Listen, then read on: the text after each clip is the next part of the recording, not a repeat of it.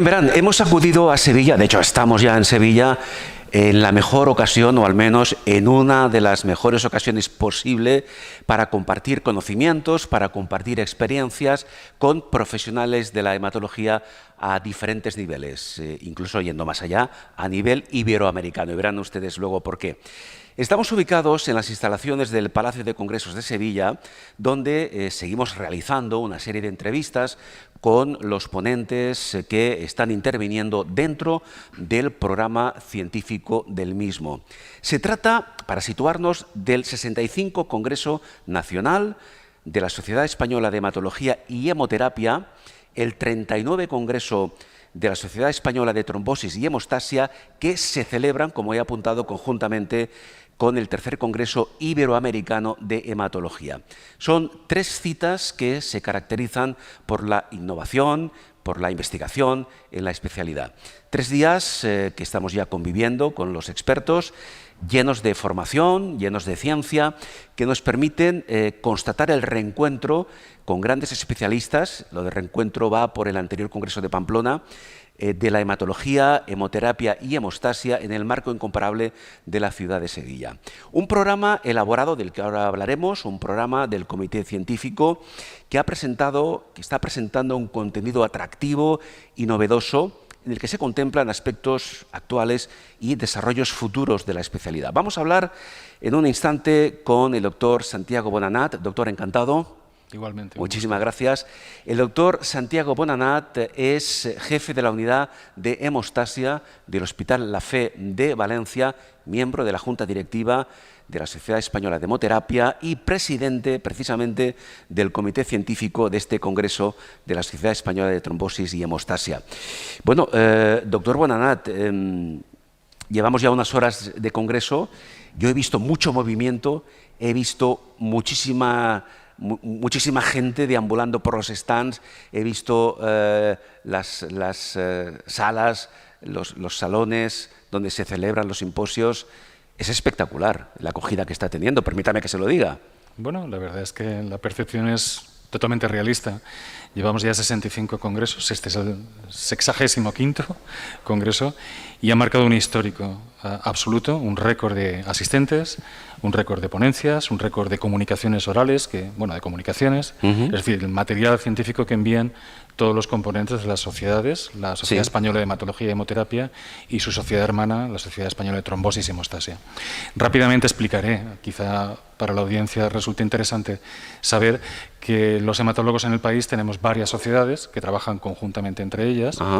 Muchos hematólogos pertenecen a ambas o a más. Hay una Sociedad Española de Transfusión Sanguínea también. No son excluyentes. No, en absoluto. Claro. Y eso es así porque la hematología, que es una especialidad, digamos que discretamente desconocida, tiene múltiples matices y muchas áreas de interés. Y este congreso en particular está siendo un auténtico éxito en todos esos aspectos que hemos mencionado, de convocatoria y de resultados científicos. Es decir, permítame, doctor, ¿ha superado o está superando las expectativas a día de hoy? Ciertamente sí. Bueno, saben que dicen que se puede morir de éxito, que espero que no sea en esta ocasión ni muchísimo menos. Estuvimos en el Congreso de Pamplona y realmente este es espectacular, a todos los niveles, como usted comentaba. Pero vamos a centrarnos un poco en su papel como presidente. ¿Qué papel juega un presidente en un congreso de este nivel? ¿Qué es lo que hace? ¿Qué atribuciones y qué responsabilidades tiene? Bueno, la verdad es que la palabra presidente siempre impone un poco, pero no es para tanto. En este caso estamos hablando de una presidencia temporal. Es la presidencia del Comité Científico que organiza y toma decisiones de cuál es la estructura del Congreso.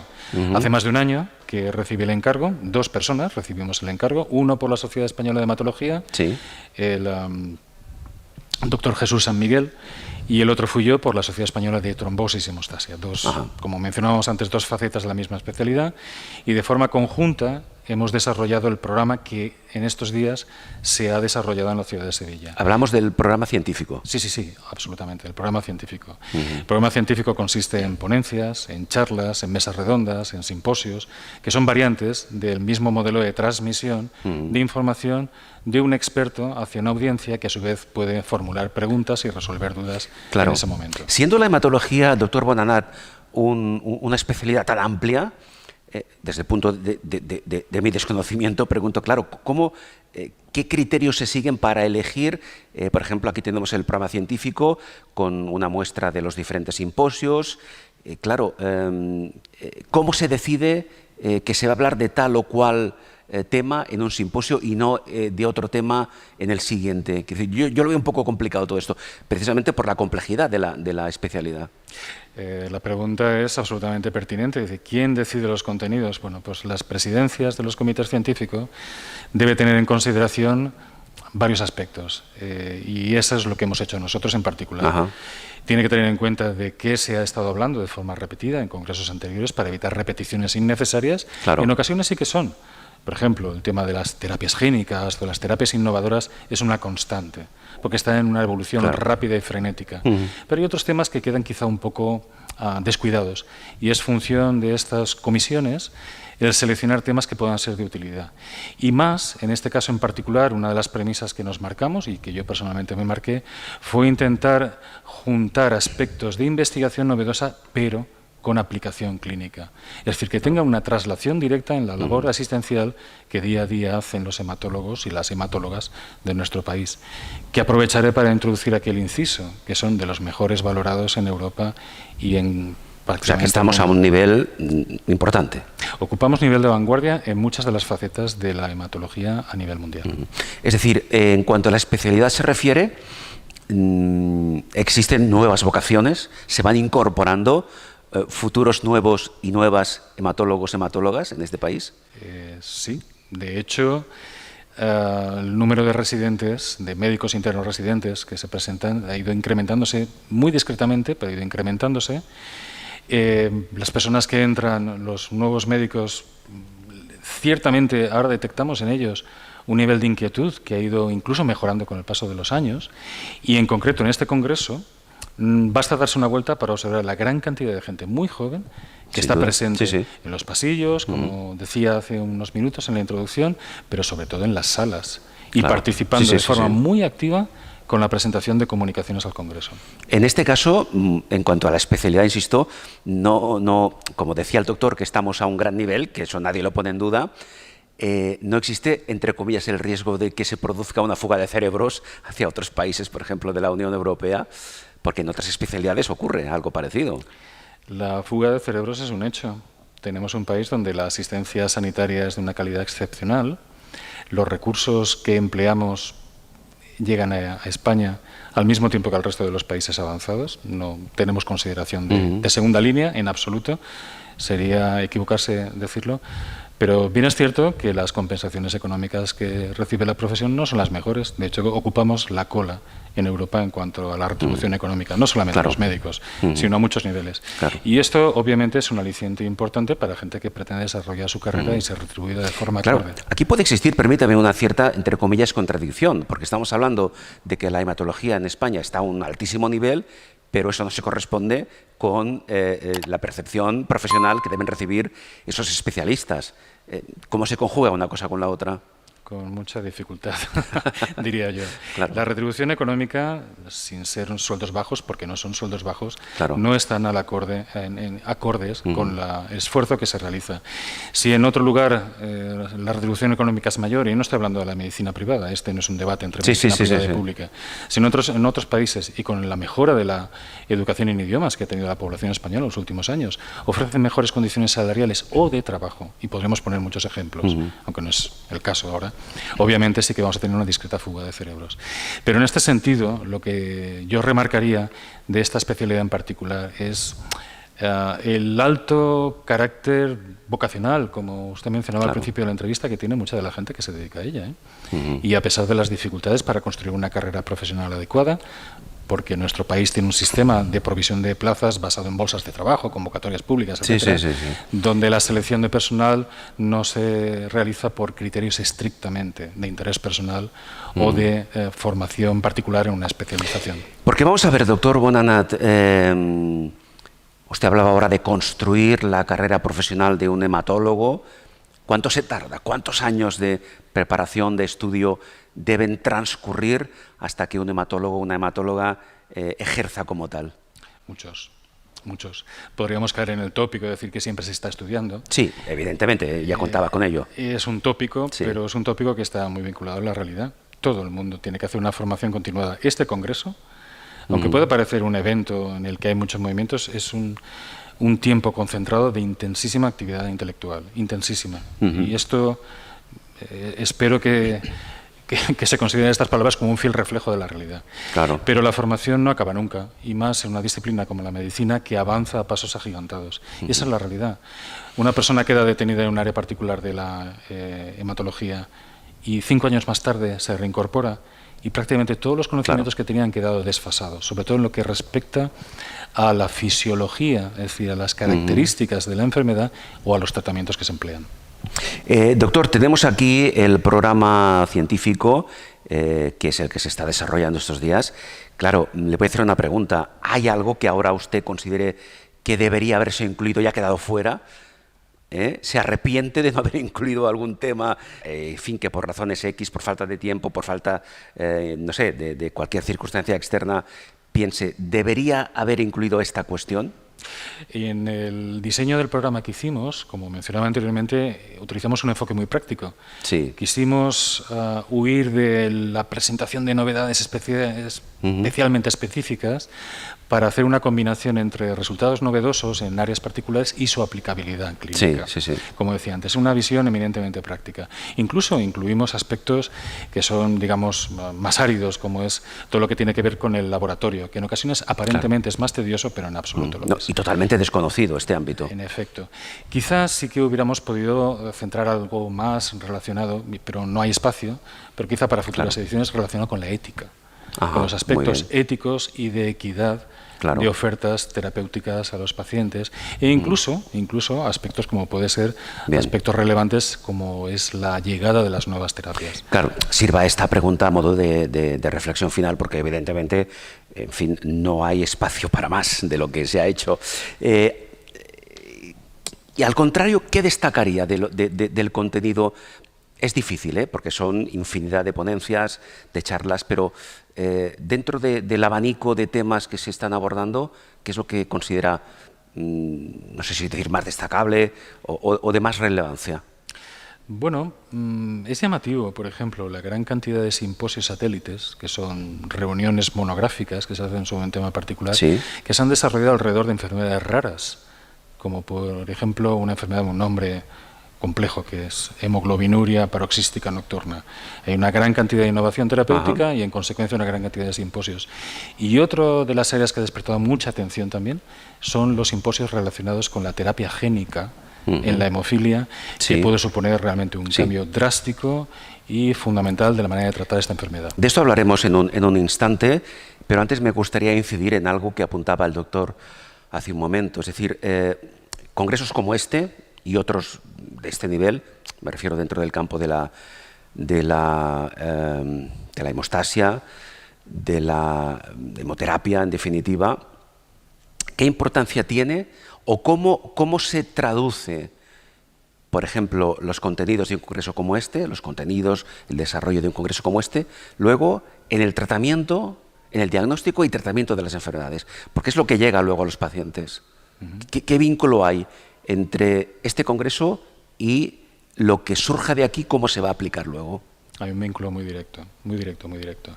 En primer lugar, sirve como foro de entrenamiento y de adquisición de nuevos conocimientos. Esto es muy abstracto, obviamente, pero todo esto va enriqueciendo la formación personal de las profesionales y de los profesionales que luego trabajan en los centros asistenciales. Y luego sucede un segundo fenómeno que no hemos comentado antes, pero que es la razón última de existir los congresos presenciales, que es aquello que recibe la palabra inglesa de networking, es decir, el encuentro de la gente, el conocer personas que trabajan en un área similar, el establecer contacto e incluso conexiones para más adelante poder estar en contacto con estos grupos. Contacto humano y profesional, los dos, absolutamente. al tiempo. Y luego también hay una serie de reuniones que no hemos mencionado, que son las llamadas reuniones de grupos de trabajo. Las reuniones de grupo de trabajo son reuniones estructuradas, con un acta, con una presidencia, con una secretaría. Son grupos autónomos que trabajan dentro del ámbito de la gran sociedad y que, de la gran sociedad hematológica o de trombosis y hemostasia, y que se dedican a tareas muy concretas. De hecho, yo vengo ahora de una reunión de un grupo de hematogeriatría, en la que establecemos procedimientos de trabajo comunes, bases de datos, aproximación para el manejo de las personas de edad avanzada y enfermedades hematológicas, que necesitan, en este caso, una perspectiva muy particular. Claro, porque tengo entendido, doctor, que las enfermedades hematológicas, a grosso modo, se intensifican con la edad. Es decir, mayor edad, mayor riesgo de sufrir una patología de este nivel, ¿no? Esto es cierto. La mayor parte de nuestros pacientes son gente de edad avanzada. Circunstancialmente, enfermedades como, por ejemplo, la hemofilia se detecta en niños de corta edad. Y son pacientes que los que tenemos en control desde que son muy pequeñitos hasta que alcanzan edades muy avanzadas. Pero la mayor parte de las enfermedades, sobre todo las enfermedades que más trascienden a la opinión pública, como son las enfermedades hemato-oncológicas, leucemias, linfomas, mielomas, etcétera, aparecen en personas de edad avanzada, con una media de edad aproximadamente de 70 a 75 años. Entre comillas, permítame, el precio que hemos de pagar por vivir más años. De alguna forma, aunque hay que intentar evitar ese riesgo. No sé hasta qué punto en un futuro, vamos a hacer un poco de prospección de futuro, expectativas de futuro, ¿cómo ve usted el tratamiento de este amplio abanico de enfermedades hematológicas en 10, 15, 20 años? Sin entrar en detalle, con una perspectiva muy global y muy aproximada, tendremos grandes cambios de aquí entonces. ¿Cambios en positivo? En positivo. En positivo, bueno, es una buena noticia. Enormes cambios. Estamos en una época que, desde el principio de los años 2000, de los años 2010, la cantidad de tratamientos innovadores y disruptivos que utilizan maneras distintas de manejar la enfermedad, que en esencia podríamos decir que son mecanismos de acción de medicamentos que no son destructivos, sino que son modificadores. Muy bien. Por ejemplo, la quimioterapia que todo el mundo tiene en mente son básicamente tratamientos extraordinariamente tóxicos que pretenden dañar las células tumorales. Quizá por eso ha tenido tanta mala prensa, en parte. En parte, sí, en parte. Estoy de acuerdo en que en parte porque el que sufre una quimioterapia no puede hablar bien de ella, aunque el objetivo final sea la curación de la enfermedad. Sin embargo, ahora los tratamientos son disruptivos en ese sentido, porque son moduladores más que destructores. Bien. Expectativas de futuro interesantes y en positivo. Decíamos antes que todo lo que se comenta se traduce en este congreso y en otros similares, se traduce luego en beneficio del tratamiento de estas patologías cara a los pacientes, pero también impacta en la estructura sanitaria de alguna forma. Sí, el principal impacto y el que todo el mundo tendrá en mente es el impacto económico. Los nuevos tratamientos son, yo no sé si decir necesariamente, pero... ¿Son tratamientos caros en general? Fenomenológicamente, los tratamientos, cuanto más novedosos son, generalmente tienen un mayor impacto económico. Pero también es cierto que el impacto económico no hay que medirlo solamente en términos de dinero necesario para pagar por el tratamiento. En la ecuación hay que poner también el dinero que se ahorra. Claro, que a veces no se tiene en cuenta. Que se ahorra por las complicaciones, la comorbilidad, y luego hay algo que es un intangible, y es la ganancia de años de vida, cuando estos tratamientos impactan en la supervivencia de las personas. Y eso es la premisa fundamental. En ese sentido sí que puedo decir que en España tenemos una situación razonablemente buena, con un tiempo de llegada a la innovación terapéutica en ocasiones prolongado, pero en otras ocasiones relativamente rápido, de fármacos que han cambiado la historia natural de las enfermedades. Se trata de vivir más años, pero con una mejor calidad de vida. Eso requiere, evidentemente, una inversión, pero en ese momento hay que considerar que esa inversión más o menos importante repercute también en un ahorro en cuanto en fin, a tratamientos futuros, en cuanto a pruebas diagnósticas, etc.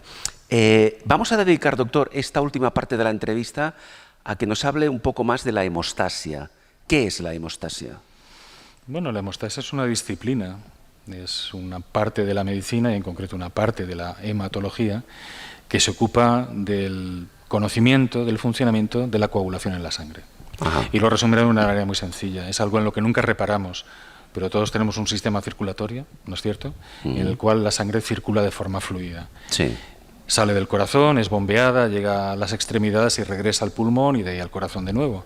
Bueno, nadie se ha planteado nunca por qué la sangre siempre está líquida dentro del cuerpo. Sin embargo, cuando hacemos un corte se hace un coágulo, se hace sólida. Sí, sí. Bueno, pues eso es una manera muy global y muy simplista, pero muy funcional de entender que la hemostasia son todos los procesos que intervienen en hacer que la sangre sea fluida cuando tiene que serlo, pero coagule cuando debe hacerlo. Claro. Cuando esto fracasa... Claro, ni antes ni después.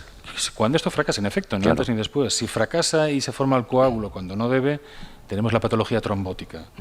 Sin embargo, si no se forma el coágulo cuando debe, sangramos y tenemos patología hemorrágica. Entonces, esa es la dualidad de la hemostasia. Enfermedades trombóticas, la trombosis, la embolia, las enfermedades relacionadas con la coagulación, y los problemas hemorrágicos, que en muchas ocasiones están vinculados a características hereditarias, por ejemplo, la hemofilia. ¿Cuál de los dos supone más riesgo para nuestra salud? ¿Los problemas de coagulación o los problemas hemorrágicos? Digamos que los problemas trombóticos, los problemas de formación de un coágulo de forma inadecuada, son bastante más frecuentes. Claro. Son tremendamente prevalentes y en algunos escenarios son la primera causa de muerte en la población. En países como el nuestro, en países europeos, en Estados Unidos, la trombosis y la embolia, que vienen a ser fenómenos similares, son la primera causa de... Un ejemplo sería el ictus, por ejemplo. El ictus es una forma de embolia en la cual un coágulo que se produce en el corazón viaja por las arterias, llega al cerebro, se queda impactado, no atraviesa las arterias y deja sin riego una zona de cerebro. Por ejemplo, el ictus, pero cuando hablamos de ictus, esta embolia puede producirse en cualquier parte de nuestro organismo, no solamente en el cerebro, ¿no? Por supuesto, en cualquier parte. Pasa que el cerebro es la zona más determinante, ¿no? En efecto, la que tiene una expresión clínica más severa o más grave y la que produce en ocasiones consecuencias mucho más graves en forma de secuela. Bien. Ahí queda pues evidente la importancia que tiene para nuestra salud y para nuestra supervivencia el área de trabajo en la que se desarrolla la hemostasia. Apuntaba antes, doctor, la terapia génica en la hemofilia. Vamos a explicar brevemente qué es la hemofilia y en qué consiste esa terapia génica, que entiendo que es una terapia innovadora, ¿no? Absolutamente. Bien, la hemofilia es una enfermedad hereditaria. Esa es la primera cuestión. Es transmitida por... No contagiosa, evidentemente. En absoluto, ni reversible. Afecta fundamentalmente a hombres, a varones. Las mujeres suelen ser las portadoras y algunas incluso expresan una forma de la enfermedad. En la hemofilia lo que sucede es que hay carencia de un factor de coagulación, con lo cual las personas que padecen la enfermedad sangran con más frecuencia, incluso de forma espontánea. Y tiene un perfil de sangrado, es decir, una expresión clínica muy peculiar. Suelen sangrar sobre todo en sus articulaciones y en los músculos. De forma incluso espontánea, esto es curioso. En ocasiones espontánea. Ya conocemos mucho de la hemofilia, disponemos de tratamientos muy buenos para la hemofilia y lo que hacemos es, en las formas graves de la enfermedad, porque hay un espectro de distinta expresión clínica, enseñar a los pacientes a administrar intravenosamente varias veces por semana unos concentrados de factor de coagulación. Ese es el tratamiento estándar. Digamos, para que todos nos entiendan, para espesar la sangre. Bien, sí, podría Dicho de manera gráfica, ¿no? Podría ser una ¿Sería analogía. esto? Sí, podría ser una analogía. De hecho, la espesa sin que esto provoque consecuencias. Claro. Digamos que refuerza la capacidad de coagular. Bien, el tratamiento, como mencionaba, es un tratamiento intravenoso, que en ocasiones se aplica 2 veces por semana o 3 veces por semana. La terapia génica, de la cual hay multitud de ensayos clínicos y muy recientemente 2 de ellos ya han llegado a la fase de comercialización, lo que consigue es, a través de una sola inyección de un producto intravenosa, con una muy baja toxicidad, transferir a la persona que recibe esa terapia génica unos virus modificados que no tienen capacidad lesiva y que transportan el gen que sintetiza el factor que carece la persona. Y esos virus anidan fundamentalmente en el hígado. Y a los pocos días o semanas de haberse sometido a ese proceso de terapia génica, las personas empiezan a secretar el factor carente. Por lo tanto, yo creo que la imagen es clara. Una persona carecía de un factor, necesitaba inyectarlo. Gracias a la terapia génica, con esta estrategia basada en virus modificados, son capaces de segregar el factor de forma constante.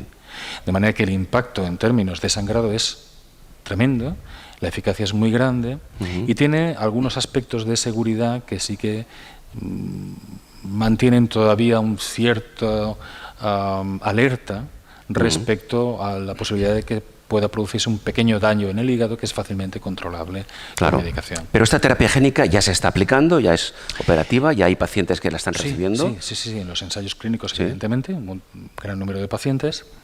Y en vida real, en Europa ha sido aprobada. El primer país a fecha de hoy ha sido Alemania, donde ya hay un paciente con el tratamiento en o sea, es algo muy reciente. Tremendamente. Y en Estados Unidos, con su tamaño y su estructura sanitaria tan distinta a la nuestra, hasta ahora ya hay 3 pacientes que han recibido. ¿Y aquí, en España? En España no podemos utilizarla todavía porque ambos productos están aprobados por la Agencia Europea del Medicamento y la Agencia Española, pero están pendientes de lo que se conoce como negociación de precio por reembolso, en la cual el Ministerio de Sanidad pacta con el proveedor un precio, porque es el precio que va a recibir. Son productos muy caros, como mencionábamos al principio de la entrevista, y en estos momentos lo que está haciendo el Ministerio, junto con las compañías, es intentar establecer una estrategia por la cual el producto pueda ser comercializado. ¿Y hay previsión? ¿Cuándo puede ocurrir esto? Porque entiendo que los pacientes que puedan beneficiarse de esta terapia estarán lógicamente, pues en expectativa, ¿no? Respecto al plazo no tenemos información el mismo, pero respecto a la expectativa, lo que sí que hay que decir de una forma tajante es que todos estos pacientes actualmente están en tratamiento. Todos los posibles candidatos ya reciben una terapia de un modo u otro y el control de síntomas es efectivo. Son pacientes que están controlados, digamos, a la espera de que se autorice la terapia génica. La terapia génica, adelanto también que será una posibilidad terapéutica, pero para un número muy limitado de personas. Claro, exactamente. La pregunta siguiente era ¿quién podrá beneficiarse y quién no? Más que quién podrá beneficiarse, quién será el candidato ideal a la terapia génica, por todos estos aspectos que no tenemos posibilidad de debatir en esta entrevista, pero que hacen que no sea un procedimiento que tenga que ser ofertado a la totalidad de los pacientes, porque todavía tenemos interrogantes acerca de su eficacia, por ejemplo, a muy largo plazo. El efecto de la terapia génica tiene una estrategia tal que hace que se agote con el tiempo, y eso es beneficioso. Porque lo que está indicando es que el virus con el genoma alterado que estamos introduciendo en el cuerpo no se quede integrado para siempre.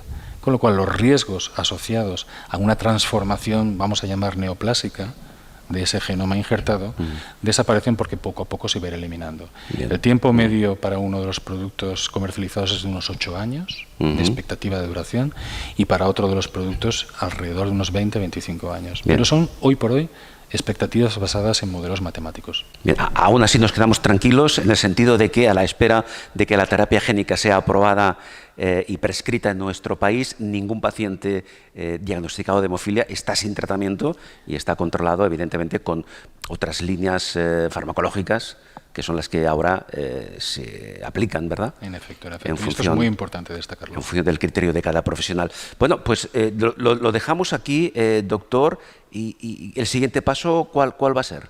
Es decir, después de este congreso, ¿qué se han planteado? ¿Qué se están planteando ustedes? Y lo pregunto ahora que aún faltan 2 días para que el congreso concluya. Bueno, pero este congreso ya es inercial, es decir, ya viene organizado, hay un equipo fantástico que está detrás de la organización del mismo, y los encargados de preparar el congreso de 2024, que será en Palma de Mallorca, ya están trabajando, ya se está trabajando. Ya han presentado la propuesta de contenidos para el Es que ustedes no paran, no se toman ni un merecido descanso. Pero bueno, lo importante es que tenemos, como he dicho, 2 días más por delante. Tenemos aquí este programa científico completísimo, tenemos innumerables simposios, charlas en diferentes auditorios. En fin, doctor, que nos vamos a ir viendo por aquí estos días. Muchísimas gracias. Muy bien, y felicidades por la parte que le corresponde. Muchísimas gracias en mi nombre y el de todas las personas que forman parte de los equipos asistenciales. Gracias. El doctor Santiago Bonanat, como antes decía, es jefe de la unidad de hemostasia del Hospital La Fe de Valencia, miembro de la Junta Directiva de la Sociedad Española de Hemoterapia y presidente del Comité Científico del 39 Congreso de la Sociedad Española de Trombosis y Hemostasia.